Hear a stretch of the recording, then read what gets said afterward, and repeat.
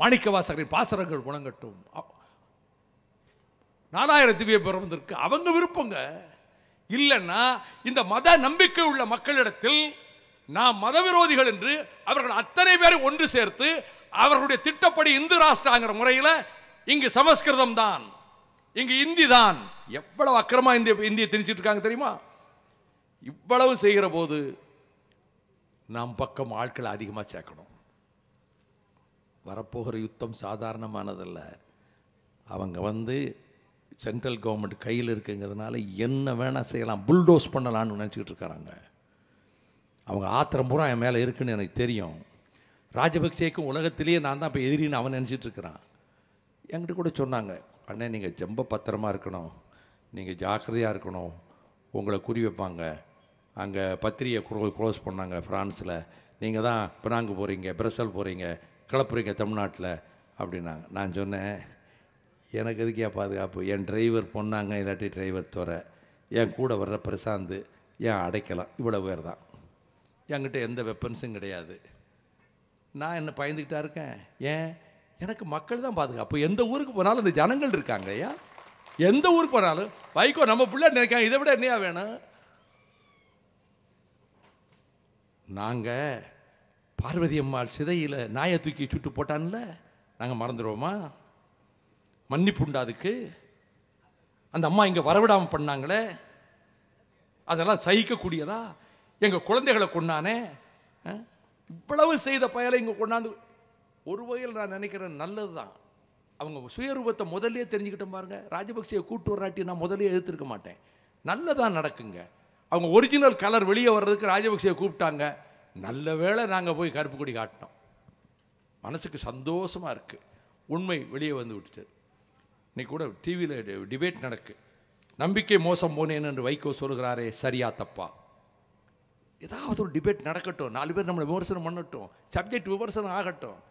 ஆனால் நாலா திசைகளிலும் சமஸ்கிருதத்தை திணிப்பது, கோட்சேக்கு கோயில் கட்டுவது, இப்படி எல்லா அக்கிரமங்களுக்கும் அவர் தயாராகி விட்டார்கள். கடைசியில் கிறிஸ்துமஸ் அன்னைக்கு எல்லா மந்திரி ஆபீஸுக்கு எல்லாரும் வரணும்னா நான் கேட்கிறேன், உலகத்திலே இஸ்லாமிய நாடுகள் முதற்கொண்டு கிறிஸ்துமஸ்க்கு லீவ் விடுறான்.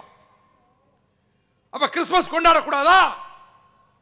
கிறிஸ்துமஸ் அன்னைக்கு எல்லாரும் கிறிஸ்துமஸ் அன்னைக்கு தான் இவங்க மதமாற்றம் செய்ய போறாங்களாம் ஆக்ராவில். இன்றைக்கு ஹிந்து பேப்பரில் டிசம்பர் 11ஆம் தேதி ஹிந்து பேப்பரில் ஒரு செய்தி வந்திருக்கு. நான் ஹிந்து பேப்பருக்கு நான் நன்றி தெரிவிக்கிறேன். மும்தாஜ் என்கின்ற ஒரு முஸ்லீம் பெண்மணி, அவங்க ரொம்ப நாளாக போய் கல்கத்தா பக்கத்தில் வாழ்ந்திருக்காங்க, இங்கே வந்திருக்காங்க. அந்த பொண்ணு சொல்லுது, ஆதார் அட்டை தர்றோம், பால் அட்டைக்கு தர்றோம், வீடு கட்டி கொடுக்குறோம் அப்படின்னாங்க. நான் ஒன்றும் தெரியாமல் போய் எல்லாத்துலேயும் கையெழுத்து வாங்கினாங்க. கையெழுத்து வாங்கி எல்லாம் முடிஞ்சு வந்த உடனே அவங்க யாகம் வளர்க்க ஆரம்பித்தாங்க. நான் பயந்துக்கிட்டு ஓடி வந்துட்டேன். ஹிந்துவில் இருக்கியா அப்படின்னா? இப்படியெல்லாம் ஏமாற்றி வச்சு ஒரு மதத்தில் உள்ளவங்களை நீங்கள் கட்டாயப்படுத்தி மாற்றுவீங்களா? அவங்கவுங்களுக்கு விருப்பமான மதம். அப்போ நீங்கள் சொல்கிறாங்க, இங்கே நாட்டில் நரேந்திர மோடி ஆதரிக்காதவன், பிஜேபி ஆதரிக்காதவங்களாம் இல்லெஜிட்டிமேட் சில்ட்ரன், முறை தவறி பிறந்தவங்க. ஒரு மந்திரி சொன்னால அவங்கவங்க கொஞ்சம் அடக்கமாக பேசணும்னு ஆலோசனை சொன்ன பிரதமரை கேட்குறேன், கண்டிச்சிங்களா? தூக்கி எறிஞ்சிங்களா? இதுவரை கண்டிச்சிங்களா? ராஜபக்சேக்கு பாரத ரத்னா கொடுக்கணும், கண்டிச்சிங்களா? கோட்சேக்கு கோயில் கட்டணும்னு சொல்றானே, கோட்சேக்கு விழா நடத்தணும்னு சொல்றானே, நீங்க கண்டிச்சு அறிக்கை விட்டீங்களா? அப்படி என்றால் நீங்கள் கோட்சே கும்பலை சேர்ந்தவர்கள் என்று நான் குற்றம் சாட்டுகிறேன். அப்ப எவ்வளவு துணிச்சல் இருந்தா கிறிஸ்துமஸ் கொண்டாடக்கூடாதா? கிறிஸ்துமஸ் அன்னைக்கு எல்லா மந்திரியும் வரணுமா? நவோதயா ஸ்கூல்ஸுக்கு சர்க்குலர் விட்டாங்க, நாங்க அப்படி சொல்லவே இல்லை. நாங்க சீதாராம் யெச்சூரி கிளிகளின் கிழிச்சிட்டார் ராஜ்யசபாவில், சர்க்குலரே கொண்டு காட்டினார். ஏன் அப்படி போய் சொல்றீங்க? என்னையா பித்தலாட்டம்? அப்ப கிறிஸ்துமஸ் அன்னைக்கு கொண்டாடக்கூடாது. தீபாவளி லீவு எல்லாருக்கும் தானே, கிறிஸ்டியன்ஸுக்கு லீவு தானே, முஸ்லிம்ஸுக்கு லீவு தானே தீபாவளி. அப்படின்னா கிறிஸ்துமஸ் அன்னைக்கு கொண்டாட எல்லா அமைச்சர்களும் அன்றைக்கு வேலை செய்ய வேண்டும். திட்டமிட்டு கிறிஸ்மஸ் அன்னைக்கு யாரும் லீவு பயன்படுத்தக்கூடாது, அன்னைக்கு தான் ஒர்க் பண்ணணும். மிக ஆபத்தான அரசுங்க அது. மதச்சார்பற்ற தன்மைக்கும் நான் கேட்டேன், அத்வானி வச்சுக்கிட்டு 1998 ஜனவரி 3ஆம் தேதி அண்ணா திராவிட முன்னேற்ற கழகத்தினுடைய மாநாட்டில் லட்சக்கணக்கான தோழர்கள் திரண்டிருந்த மாநாட்டில் சகோதரி ஜெயலலிதா உட்கார்ந்து இருந்தப்ப அத்வானி வந்தாரு, என்னை பேச சொன்னாங்க. நான் கேட்டேன், மே ask a clarification from honorable LK Advani ji, are you committed to secularism or not? மதச்சார்பற்ற கொள்கையை ஏற்றுக்கொள்கிறீர்களா இல்லையா? அவர் வாழ்க்கையில் அத்வானி இப்படி ஒரு எம்பராஸ்மெண்ட்டுக்கு ஆளாயிருக்க மாட்டார். என்ன பேசினார் தெரியுமா? அது வரைக்கும் சூடோ செக்குலரிசம் சொல்லிக்கிட்டு இருந்த அத்வானி சொன்னார், we are committed to genuine secularism சொல்லி முதலில் அவரிடம் வார்த்தையை வாங்கியவன் அடியேன் வைகோ என்பதை நான் இங்கே நினைவூட்டுகிறேன்.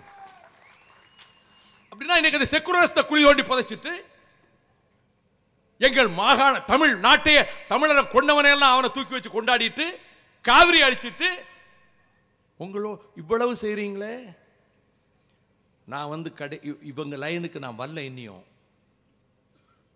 மணியரசன் லைன், இவங்க லைன், ஒன்று லைன் இருக்கு, நான் இன்னும் அதுக்கு வரல. ஜனங்களை இப்படியே கொண்டு போனீங்கன்னா நான் இன்னைக்கு எச்சரிச்சிடுறேன். கொந்தளிச்சுக்கிட்டு இருக்கிறான் காவிரி டெல்டாவில். அவன் ரத்தத்தில் கரிகாலனுடைய மரபணு அவன் ரத்தத்தில் இருக்கு, ராஜேந்திர சோழனுடைய மரபணு அவன் ரத்தத்தில் இருக்கு. சென்ட்ரல் கவர்மெண்ட் ஆபீஸ நாங்க இயங்க விட மாட்டோம்னு சொல்லி எத்தனை கட்சி வந்து மக்கள் வருவாங்க, ஜனங்கள் வருவாங்க, வாலிபர்கள் வருவாங்க. எனக்கு இருக்கிற இயற்கை கொடுத்திருக்கிற இந்த பேசுகிற சக்தியை இதற்குத்தான் பயன்படுத்துவேன். மக்களை திரட்டுவேன், வாலிபர்களை திரட்டுவேன். அடுத்த கட்டத்துக்கு போக விட்டுறாதீங்க, இதோட நிறுத்திக்கிடுங்க. சென்ட்ரல் கவர்மெண்ட் ஆபீஸை பூட்டுவோன்னு மட்டும் நிறுத்தி இருக்கிறேன், அடுத்த கட்டத்துக்கும் போக விட்டுறாதீங்க. சென்ட்ரல் கவர்மெண்ட் ஆபீஸில் இதுதான் சாக்குன்னு நீ வாட்ட 2 வேட்டை போட்டுறாத, வெடிகுண்டை போட்டுறாத. நம்ம கட்டடம் நம்ம மண்ணு, நம்ம வேர்வை கட்ட கட்டடம், நாளைக்கு நமக்கு மட்டுமே சொந்தமாக போற கட்டடம், அதை போய் அடிக்காத. எப்பத்தான் விடுவார்னு தெரியல, சவுண்டு வேற விடுறாரு, பேச்சை முடிக்கிற மாதிரியும் தெரியல. போலீஸ்காரர்களும் முழிக்கிறாங்க, நீங்களும் முழிச்சுக்கிட்டு இருக்கிறீங்க. வணக்கம்.